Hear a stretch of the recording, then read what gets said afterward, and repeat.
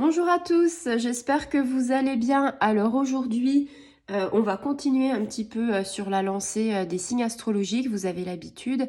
Je crois qu'il y a quelque temps, j'ai fait les poissons.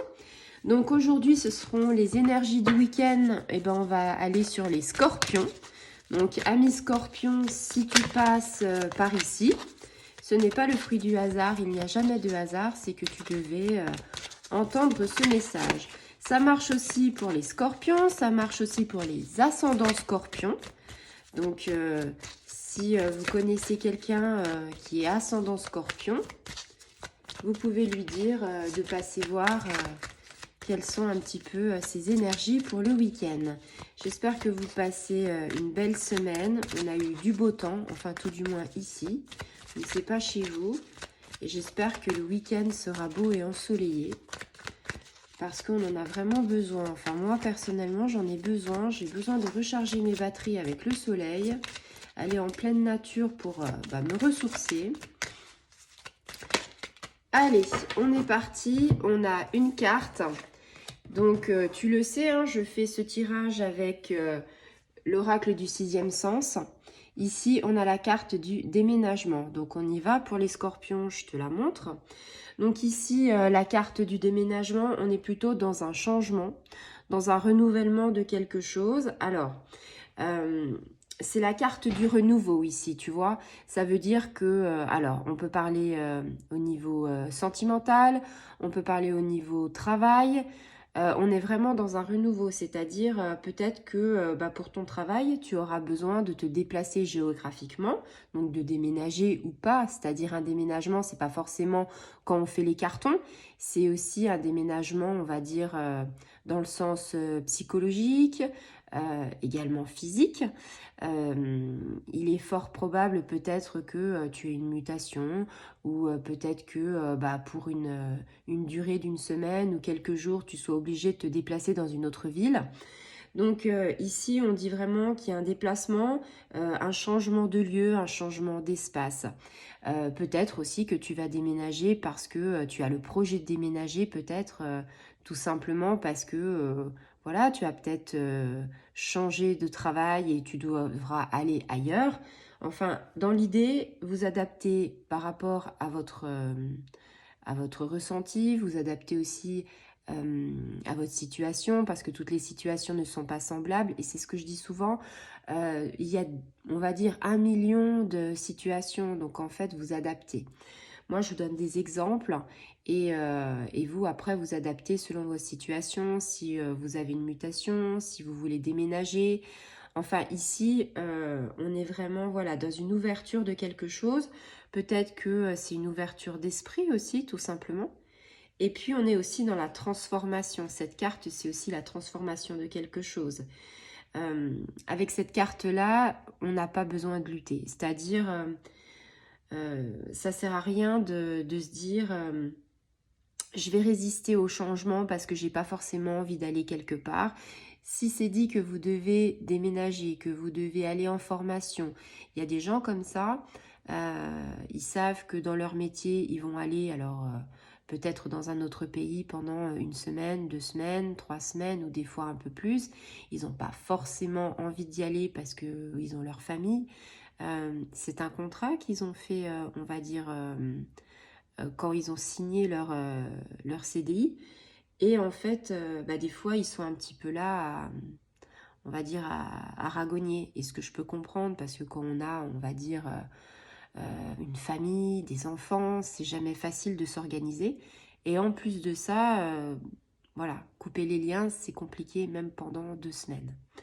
Donc ici, on t'a dit que voilà, tu peux pas lutter, donc il faut accepter les choses. Et puis il y a ceux en fait qui sont plutôt bougeons, qui sont plutôt avec le sac à dos et qui se disent moi ça me dérange pas, au contraire, tous les ans je change de lieu parce que j'ai envie de voir du pays, parce que je suis épanouie. Donc ils aiment sortir, ils aiment bouger, ils aiment aussi grandir, parce que bouger et sortir, quand on n'est pas casanier, ça nous fait grandir. Pourquoi grandir? Tout simplement parce qu'en fait, on fait des nouvelles rencontres, on étend un petit peu sa sociabilité. Donc, c'est quelque chose qui est important. Avec cette carte-là, c'est aussi ce que je vous disais, la relation aux autres en tant que scorpion. Étendre sa relation aux autres, c'est-à-dire ne pas se renfermer sur soi-même. Ça peut être sortir, donc dans le sens aller à une formation. Ça peut sortir en disant, bah tiens, aujourd'hui, avec des amis, avec des copines ou avec des gens que je ne connais pas, j'intègre quelque chose, un club de quelque chose.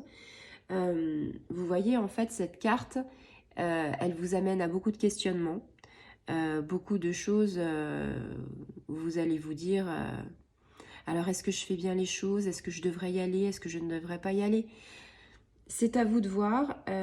Moi j'ai envie de dire, la vie elle est trop courte pour se faire des nœuds au cerveau. Donc c'est à vous de voir, mais dans un sens je me dirais, si vous avez l'opportunité de faire des formations, si vous avez l'opportunité de voir quelque chose ailleurs, il faut saisir cette chance parce que quelque part, vous ne savez pas ce qu'il y a derrière. Peut-être qu'il y a du bon derrière. Et je suis quasi certaine qu'il y a du bon. Je ne vais pas vous dire à 100% qu'il n'y aura pas un petit cheveu dans le potage. Mais ce que je voudrais dire par là, c'est qu'il y aura plus de positif que de négatif.